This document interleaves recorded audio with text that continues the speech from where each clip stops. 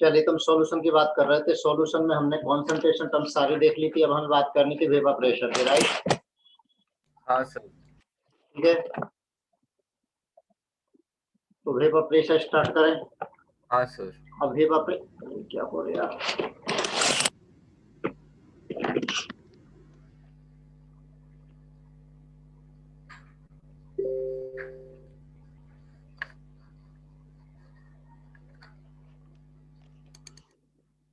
हम स्टार्ट कर रहे हैं वेपर प्रेशर।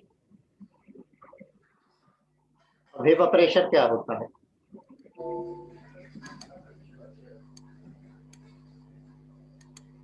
नहीं लिखा हो तो नोट करते चलना। हाँ सर। जैसे सपोज कीजिए एक कंटेनर, ठीक है। हाँ सर। इस कंटेनर में कोई सॉल्वेंट है, एक सॉल्वेंट है। सॉल्वेंट के कुछ मॉलिक्यूल सरफेस पर भी है, कुछ मॉलिक्यूल बीच में भी है, हाँ यानी सर। पूरे इसमें सॉल्यूशन भरा हुआ है। अब तो जो बीच वाला मॉलिक्यूल उसमें तो मालूम है चारों तरफ से इस पे इक्वल फोर्स ऑफ अट्रैक्शन लगता है, लेकिन सरफेस वाला मॉलिक्यूल उस पर तो नीचे की तरफ भी अट्रैक्शन लगेगा, ऊपर की तरफ अट्रैक्शन नहीं होता। नहीं होगा। इसका मतलब ऊपर वाले जो मॉलिक्यूल है उसमें काइनेटिक एनर्जी ज्यादा होनी चाहिए, हाँ सर। क्योंकि सरफेस अभी भी मेंटेन किए हुए नहीं तो उसको नीचे आ जाना चाहिए। यानी सरफेस पर जाएगा तुरंत नीचे आ जाएगा, सरफेस को बनने ही नहीं देगा। बनने देगा क्या? नहीं सर। ये सरफेस के मॉलिक्यूल हैं, सरफेस को बनने ही नहीं देगा। तो इस सरफेस के मॉलिक्यूल है फिर एवोपरेट होने लगते हैं। इनका एवोपरेशन होगा, क्या मिलेगी हमें? यस। वेपर मिलेगी, ओके पेपर। ठीक है। हाँ सर। जो सेंटर वाला मॉलिक्यूल हो तो बल्क वाला मॉलिक्यूल है। तो अगर हमने एक कटोरे में पानी को रख दिया है, खुला छोड़ दिया है, तो कटोरे में से क्या होता है? अपने आप पानी का इवेपोरेट। एवोपरेशन होता है। इसे हम कहते हैं एवेपोरेशन, हाँ सर। ठीक है ना? हाँ तो सर। बात समझ में आई? तो जब खुले में एवोपरेशन होगा, अगर ओपन है और फिर एवोपरेशन होगा तो वेट क्या होगा? कम होगा। अगर क्लोज्ड है फिर एवोपरेशन होगा तो वेट क्या होगा? कांस्टेंट रहेगा। अगर आपने कटोरे को खुला छोड़ा है तो पानी की जो वेपर है बाहर चली जाएगी, बाहर चली जाएगी, इसका मतलब उसका वेट कम हो जाएगा। क्लियर? लेकिन अगर उसको मैं ढक रखा है तो वेपर बाहर नहीं जा पाएगी, एटमॉस्फेयर में नहीं जा पाएगी, तो वेट वही का वही रहेगा। तो इवेपोरेशन की डेफिनेशन क्या है? अब हमें डेफिनेशन में लिखना है, तो वो आप लिखेंगे spontaneous conversion of liquid molecules present at the surface. Evaporation कहाँ से हो रहा है? सरफेस से। At the surface into vapour molecule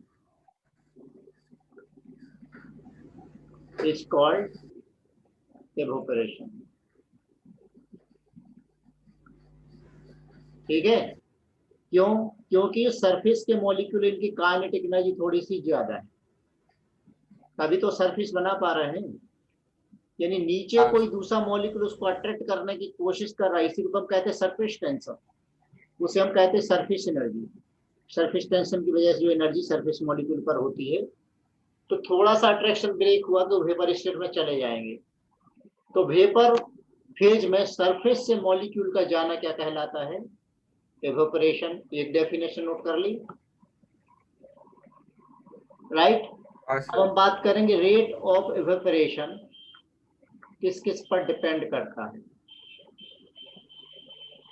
rate of evaporation को आर ई से मैं लिख रहा हूं, किस किस पर डिपेंड करेगा मुझे बताइए।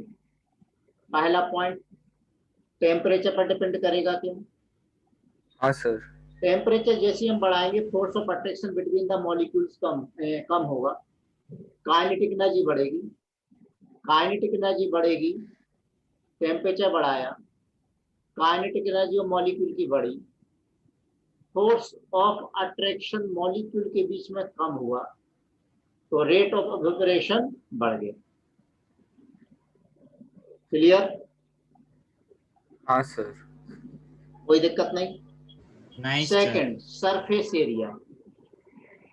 सरफेस एरिया बताइए। कम सर एरिया बढ़ेगा है, तो ये कम एरिया है तो रेट ऑफ इवेपोरेशन कम होगा, और ज्यादा एरिया है तो ज्यादा होगा। रेट ऑफ इवेपोरेशन ज्यादा होगा, यानी दोनों के ही डायरेक्टली प्रोपोर्शनल है।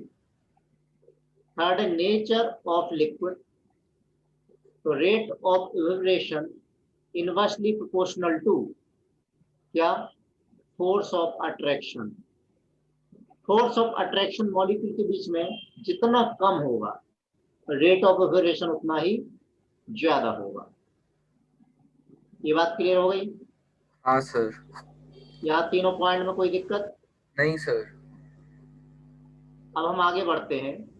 बताइए, पेट्रोल ले लें, वाटर ले लें, किसमें रेट ऑफ इवेपोरेशन ज्यादा होगा, पेट्रोल में या वाटर में? ज्यादा होगा। किसमें ज्यादा होगा? पेट्रोल में। पेट्रोल में ज्यादा हो, क्योंकि उसके मॉलिक्यूल के बीच में फोर्स ऑफ अट्रैक्शन बहुत ही कम है, इसलिए पेट्रोल के मॉलिक्यूल में रेट ऑफ इवेपोरेशन ज्यादा होगा। क्या सभी को मेरी इतनी बात समझ में आ गई है? हाँ सर। तो रेट ऑफ इवेपोरेशन एक स्पॉन्टेनियस प्रोसेस है, नंबर 1। नंबर 2, हमेशा चलने वाली प्रोसेस है। नंबर 3, सरफेस से मॉलिक्यूल का वेपर फेज में जाना इवेपोरेशन कहलाता है। टेम्परेचर के डायरेक्टली प्रोपोर्शनल है, एरिया के डायरेक्टली प्रोपोर्शनल है। फोर्स ऑफ अट्रैक्शन जितना कम होगा, रेट ऑफ इवेपोरेशन उतना क्या होगा? ज्यादा होगा। राइट? कोई समस्या नहीं। अब अगर हम क्लोज कंटेनर ले लेते तो क्या होगा? अभी तो ओपन कंटेनर है, क्लोज कंटेनर, क्लोज कंटेनर में क्या होगा उसकी हम बात करते हैं। तो क्लोज कंटेनर में दो फिनोमेनो साथ साथ चलेंगे, टू फिनोमेनो अकर साइमल्टेनियसली। कौन कौन सी? एक में तो मॉलिक्यूल वेपर में जाएंगे, और दूसरे मॉलिक्यूल वेपर स्टेट से कहां पर आएंगे? कंडेंसेशन होगा। कंडेंसेशन होगा। ये देखिए मॉलिक्यूल है, ये लिक्विड स्टेट है, ये आपकी लिक्विड स्टेट है। ठीक, तो लिक्विड स्टेट में मॉलिक्यूल है वो कहां चला गया? वेपर फेज में चला गया, और वेपर फेज से बाहर आएगा, नीचे आएगा, तो उस प्रोसेस को हम क्या कहेंगे? कंडेंसेशन। यहाँ पर देखिए दो प्रोसेस होंगी, एक तो इवेपोरेशन होगा और दूसरा क्या कहलाएगा? कंडेंसेशन होगा। हाँ ना?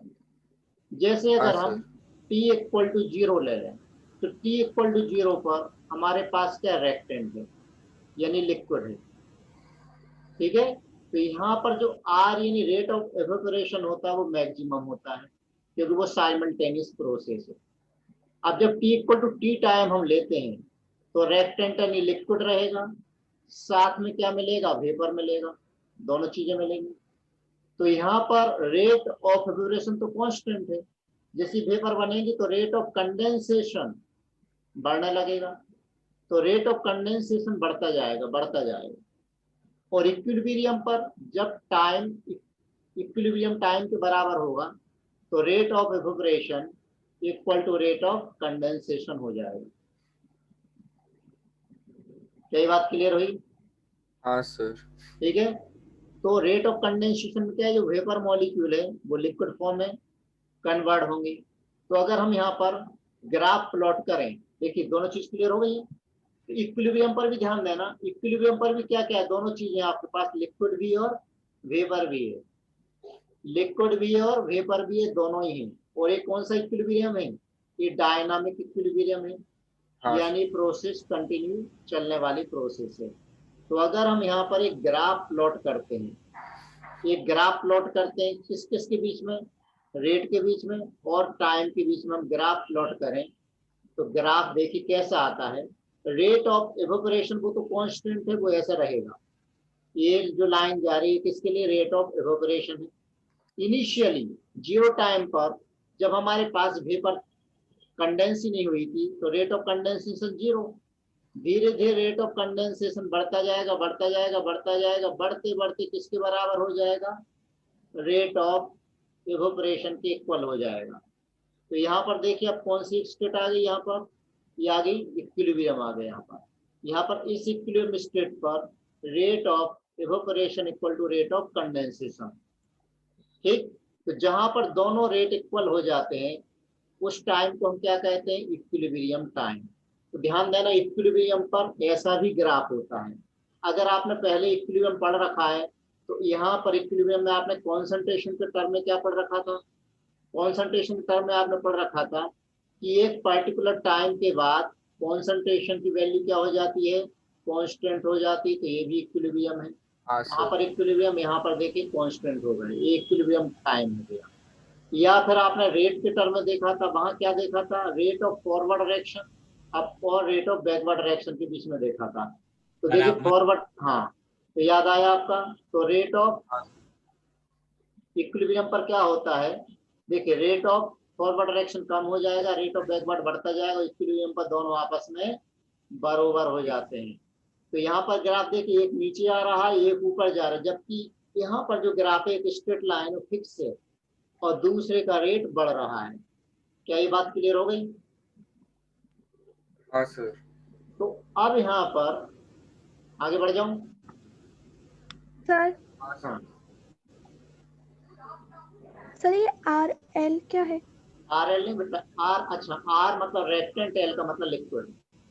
हाँ सर। ठीक है, इतना क्लियर है क्या? हाँ सर। हाँ सर। तो आगे बढ़ा जाए।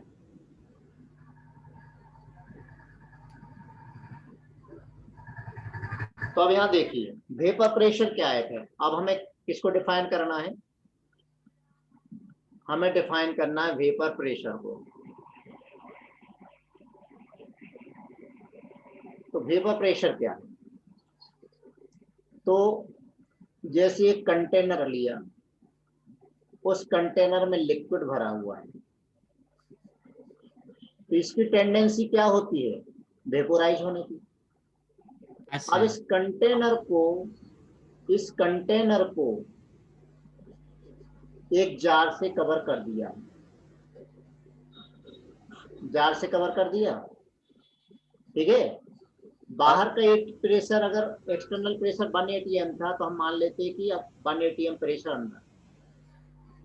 तो अब होगा क्या, यहाँ पर जो लिक्विड के जो मॉलिक्यूल है वो वेपोराइज होकर क्या बनाएंगे, वेपर के मॉलिक्यूल बनाएंगे। हाँ सर।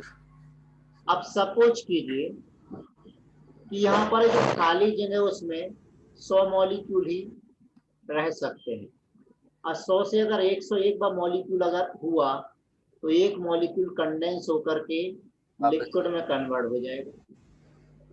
तो यहाँ पर एक इक्विलिब्रियम कंडीशन आ जाएगी। तो जो इक्विलिब्रियम कंडीशन किसके बीच में होती है, वेपर और लिक्विड के बीच में।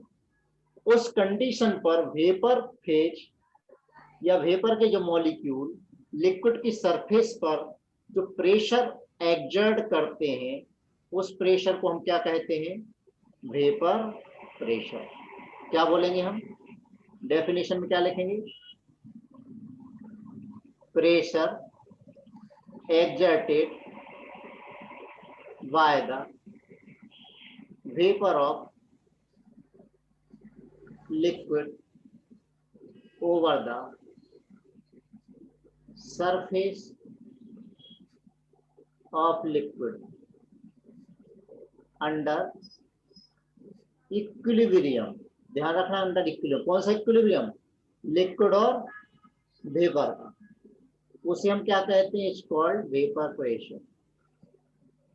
क्या ये बात समझ में आई? हाँ सर। अगर यहाँ पर वाटर होता है तो वाटर की वेपर प्रेशर को हम क्या कहते हैं, एक्वस टेंशन। तो इन केस ऑफ वाटर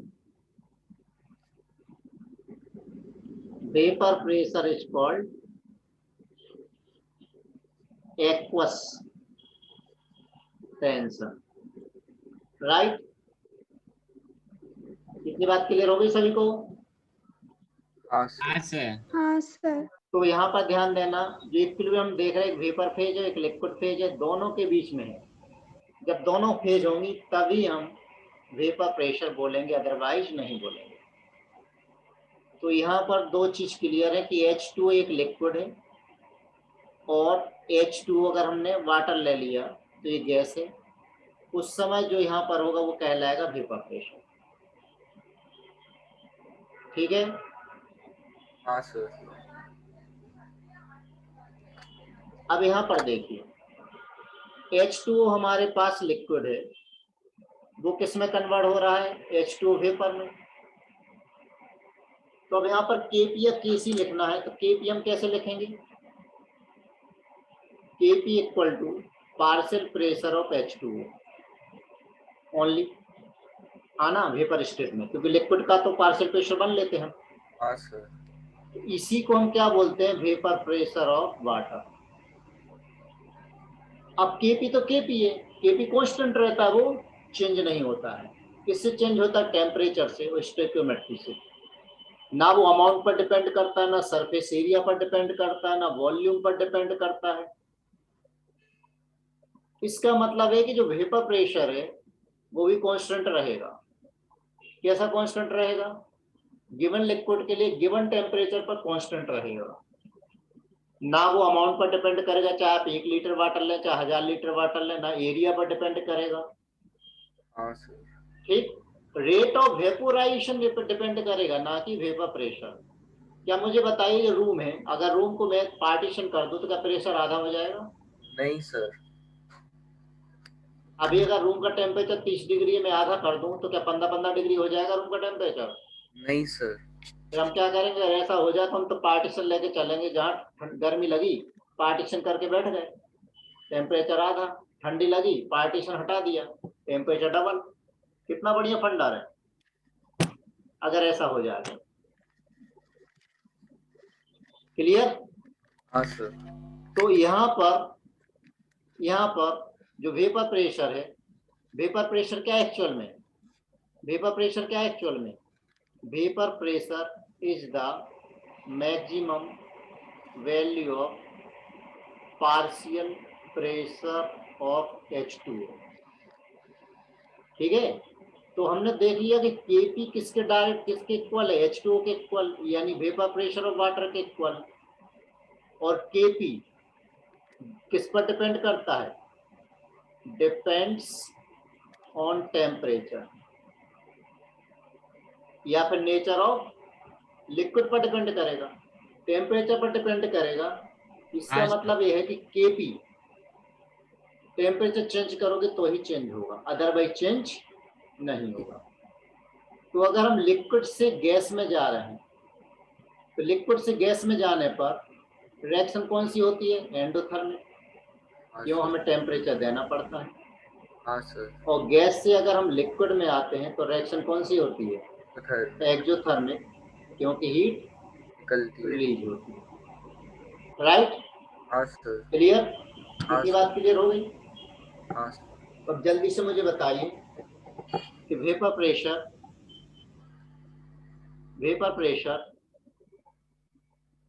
किस पर डिपेंड नहीं करेगा? Do not depends on size and shape of container. Container का क्या साइज है, क्या शेप है, उस पर डिपेंड नहीं करेगा। सरफेस एरिया पर डिपेंड नहीं करेगा। क्वांटिटी कितनी ले रखी है,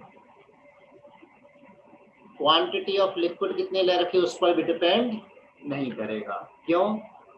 because vapour pressure is an equilibrium constant.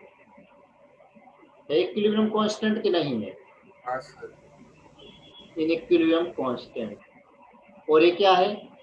It is the maximum value of partial pressure.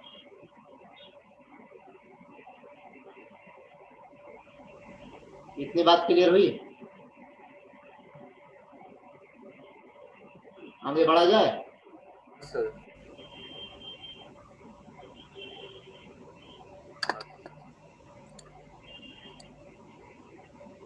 अब यहाँ देखिएगा, 2 मिनट ऊपर कर दो।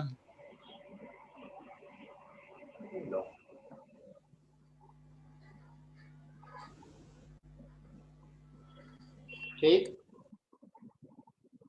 Yes sir. बढ़ो आगे। हाँ सर। हाँ सर। इतनी बात सभी क्लियर हो गई। हाँ सर। अब सपोज कीजिए, एग्जाम्पल ले रहा हूं, एक जैसे partial pressure of water, suppose कीजिए कितना है, 200 मिलीमीटर मर्क्यूरी मान लिया। अगर हम partial pressure of water increase करते हैं तो 200 से ज्यादा हो नहीं सकता। जब 200 से ज्यादा नहीं हो सकता, इसका मतलब क्या है, उसका देयर, वो हाँ, प्रेशर है। Some vapour condense into liquid. ठीक है, किसके लिए, to become vapour pressure equal to 200 millimetre, आना। हाँ सर। अगर ये पार्शियल प्रेशर हम कम कर दें तो क्या होगा, सम लिक्विड क्या होगा, वेपर में कन्वर्ट। वेपोराइज हो जाएगा। ठीक है, to become vapour pressure 200 millimetre. क्या इतनी बात क्लियर हो गई सभी को। अब यहां पर ध्यान देना कि सॉलिड और लिक्विड फेज अगर है तो वहां पर हम कौन सी टर्म यूज करेंगे, वेपर प्रेशर। और अगर गैस फेज है तो वहां हम क्या टर्म यूज करते हैं, इनका क्या होता है, पार्शियल प्रेशर होता है, वेपर प्रेशर नहीं होता है। और जो वेपर प्रेशर है, वेपर प्रेशर पर P भी इक्वल टू nRT नहीं लगता है, not of a ideal gas equation. और गैसेस में जो पार्शियल प्रेशर है वो वे आइडियल गैस इक्वेशन। ये चीज क्लियर हो गई, आना। हाँ सर। ठीक है, आगे बढ़ा जाए।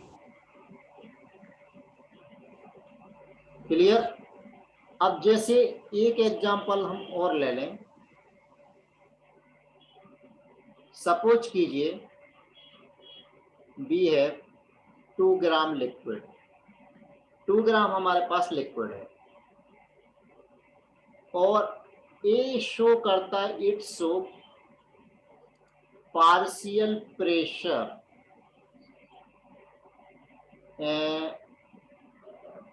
पार्शियल प्रेशर एट 3 ग्राम। तो अगर आपने 2 ग्राम लिक्विड लिया है तो बताइए इसमें वेपर प्रेशर होगा कि नहीं होगा, होगा ना सर। नहीं होगा, क्योंकि 3 ग्राम पर तो ये मैक्सिमम पार्शियल प्रेशर शो कर रहा है, ऐसा दिया मैंने। यानी पूरा का पूरा लिक्विड किसमें कन्वर्ट हो जाएगा, तो मैं ये हमारे पास लिक्विड कितना था, 2 ग्राम, तो इससे पहले कुछ भी नहीं आएगा क्या? कुछ भी नहीं बचेगा, सीधा ये गैस में चला गया। यहाँ पर कोई लिक्विड है क्या, जब लिक्विड नहीं बचा तो लिक्विड और गैस के बीच में कोई इक्विलिब्रियम नहीं। जब कोई इक्विलिब्रियम नहीं बचा है तो हम यहाँ पर वेपर प्रेशर टर्म यूज नहीं करेंगे। अगर आपने 3 ग्राम लिक्विड लिया तब भी यही कंडीशन होगी, लेकिन अगर आपने 3.1 ग्राम लिक्विड लिया तो फिर क्या कंडीशन होगी, थोड़ा सा लिक्विड भी रहेगा और वेपर भी रहेगी और दोनों के बीच में इक्विलिब्रियम मेंटेन होगा, तभी जाकर के हम उस वेपर प्रेशर टर्म यूज करेंगे। क्या ये बात समझ में आ गई, हाँ सर। पक्का, हाँ सर। यहाँ कोई समस्या नहीं, आगे बढ़ा जाए, इजाजत हो तो आगे बढ़ा जाए। हाँ सर। ठीक है, अब प्योर लिक्विड का वेपर प्रेशर, प्योर लिक्विड अगर हम ले लें, प्योर लिक्विड का वेपर प्रेशर सपोज कीजिए हमने क्या ले लिया, पी नॉट ए या फिर P not be. Clear, solution के वेपर प्रेशर को मैं रिप्रेजेंट कर रहा हूँ PA या फिर PV से। और वेपर प्रेशर की हमारी बात होगी किस किस पर डिपेंड करता है, किस किस पर डिपेंड नहीं करता। तो वो ले लेते हैं हम फैक्टर्स अफेक्टिंग वेपर प्रेशर, और पॉइंट जो बच गया वो भी ले लें। Factors affecting vapour pressure, number 1, nature of liquid पर डिपेंड करेगा कि नहीं करेगा। हमारे पास वाटर है और हमारे पास दारू है, नाम तो सुनते सही टुन हो गए। तो वाटर में हाइड्रोजन बॉन्डिंग है, यहाँ पर भी हाइड्रोजन बॉन्डिंग है। हाँ सर। हाइड्रोजन बॉन्डिंग दोनों में है, हाँ लेकिन वाटर में हाइड्रोजन बॉन्डिंग स्ट्रॉन्ग होती है, यहाँ पर हाइड्रोजन बॉन्डिंग थोड़ी सी कमजोर है। इसका मतलब ये हुआ कि इसमें जो वेपोराइजेशन की टेंडेंसी है, वेपोराइजेशन की टेंडेंसी इसमें कम होगी, इसमें ज्यादा होगी, आना। हाँ हाँ सर। सर। अब वेपर कम बनेगी तो उसका जो पी नॉट वाटर है, वाटर का जो पी नॉट है उसकी वैल्यू कम रहेगी, और जो दारू का पी नॉट है उसकी वैल्यू ज्यादा रहेगी। क्लियर? हाँ सर। यानी जो पी नॉट है वो अल्कोहल का ज्यादा रहेगा, पी नॉट वाटर का कम रहेगा। क्यों? क्योंकि अल्कोहल ज्यादा वेपर बनाएगा, वाटर कम वेपर बनाएगा। इसी हाँ सर। तरीके से अगर हम ले लेते हैं इथाइल अल्कोहल, दूसरा ले लें हम ग्लाइकोल CH2OH, और तीसरा ले लें ग्लिसरॉल CH2OH, CHOH और CH2OH, ये ग्लिसरॉल। हाइड्रोजन बॉन्डिंग किसमें स्ट्रॉन्ग है? हाइड्रोजन बॉन्डिंग किसमें स्ट्रॉन्ग है? हाइड्रोजन बॉन्डिंग ग्लिसरॉल में ज्यादा, 3 OH में। फोर्स ऑफ अट्रैक्शन सर किसमें ज्यादा है? फोर्स ऑफ अट्रैक्शन किसमें ज्यादा है? मॉलिक्यूल के बीच में, ग्लिसरॉल में ज्यादा है। तो वेपोराइजेशन की टेंडेंसी किसमें ज्यादा होगी? इथाइल अल्कोहल में होगी। तो वेपर प्रेशर की वैल्यू किसमें ज्यादा होगी? इथाइल अल्कोहल में होगी, ना कि ग्लिसरॉल में। इसका मतलब यह है कि vapour pressure is inversely proportional to force of attraction। हाँ बोलो। सर इसमें ना जैसे ग्लाइकोल में इंट्रा हाइड्रोजन बॉन्डिंग हो जाएगी ना, तो इससे तो कम हो जाना नहीं होगी, इंटर ही होगी। पेलेना रिस्ट्रिक्ट चाहिए इसके लिए। ठीक है सर। ठीक है, तो force of attraction between molecule जितना ज्यादा होगा वेपर प्रेशर उतना ही कम होगा। राइट? दूसरा टेम्परेचर हम बढ़ाएंगे तो क्या होगा? वेपर प्रेशर बढ़ेगा। तो टेम्परेचर वाली कंडीशन हम बाद में देखते हैं, लेकिन इसके पहले टेम्परेचर वाली बाद में देखते हैं, इसके पहले हम क्या देख लें? वेपर प्रेशर के बेसिस पर सब्सटेंस को क्लासिफाई कर लें। तो इसके बेसिस पर सब्सटेंस कितने टाइप के होते हैं? Volatile substance. वोलेटाइल सब्सटेंस क्या होते हैं? जिनका पी नॉट की वैल्यू है वो कभी भी 0 नहीं होती, यानी इनका कुछ ना कुछ वेपर प्रेशर होता है, जैसे वाटर, मिथाइल अल्कोहल, ठीक है ना, बेंजीन, इस टाइप की, यानी इनका वेपर प्रेशर होता है। दूसरा है नॉन वोलेटाइल। नॉन वोलेटाइल का मतलब क्या है? इनका उनका प्रेशर कितना होता है? 0 होता है। एग्जाम्पल, जैसे कभी आपने यूरिया की वेपर देखी क्या? नहीं सर। ग्लूकोज रखा क्या वेपर बना लेता है? नहीं सर। सुक्रोज की वेपर क्या मुंह के आसपास दौड़ती है? नहीं सर। नहीं तो चींटियां मुंह पे लग जाएंगी। नहीं होता है। ये बात क्लियर हो गई? हाँ सर। हाँ सर। आगे बढ़ जाए। हाँ सर। ठीक है, अब इसमें नेक्स्ट पॉइंट है टेम्परेचर। तो टेम्परेचर जब हम बढ़ाते हैं तो क्या होता है? काइनेटिक एनर्जी बढ़ेगी। काइनेटिक एनर्जी बढ़ेगी तो फोर्स ऑफ अट्रैक्शन की वैल्यू कम होगी। कम हो जाएगी। फोर्स ऑफ अट्रैक्शन की वैल्यू कम होगी तो वेपर प्रेशर की वैल्यू बढ़ेगी, हाँ ना? ठीक है। हाँ सर। अब टेम्परेचर के साथ वेपर प्रेशर का वेरिएशन कैसे देखते हैं? तो variation of vapour pressure with temperature, ये देखते हैं क्लाउसियस क्लैपेरॉन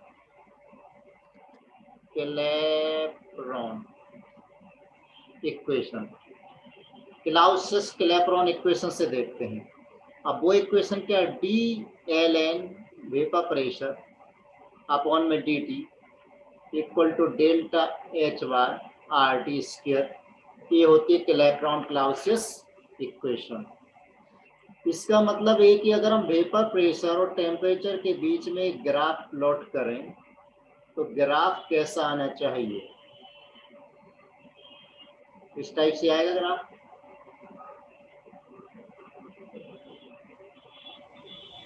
एक बार इक्वेशन बोल दो एक बार।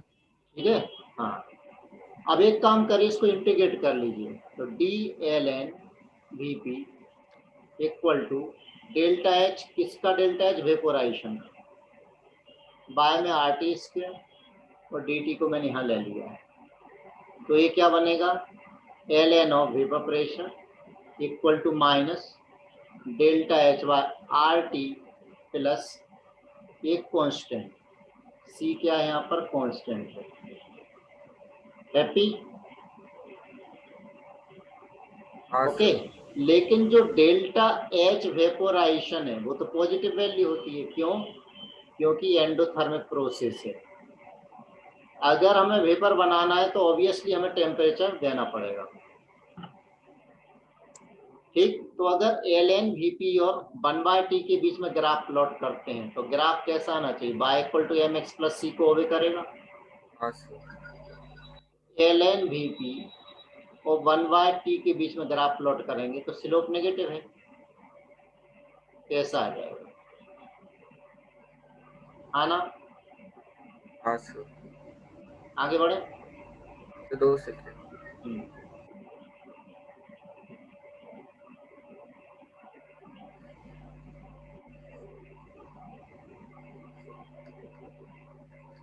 हाँ सर। हाँ सर। सर एलन, अच्छा हाँ। अब इधर देखिए, इफ एट T1 प्रेशर क्या है? P1, T2 पर पार्शियल प्रेशर क्या है? P2, वेपर प्रेशर यहाँ P1 है, यहाँ वेपर प्रेशर P2 है।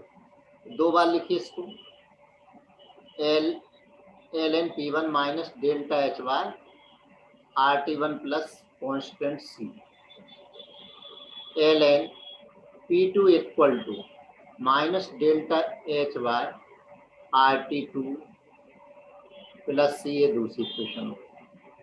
तो हम क्या करें, इसमें दोनों का माइनस कर दीजिए। L N P2 minus L N P1 equal to minus delta H R T two plus C minus delta H by R T one और प्लस सी, क्या आ जाएगा यहाँ पर? L N P2 by P1 equal to, बताइए जल्दी से, delta H by are, यहाँ T1 एक प्लस हो जाएगा और ये माइनस ही रहेगा, तो 1/T1 माइनस 1/T2, या फिर एल एन की जगह पर लॉग बेस 10 ले लें। तो P2 by P1 equal to delta H vaporisation by 2.303 R into 1/T1 minus 1/T2, right? हाँ सर। चलिए, तो दूसरी मीटिंग जल्दी से ज्वाइन करेंगे। ओके। हाँ सर।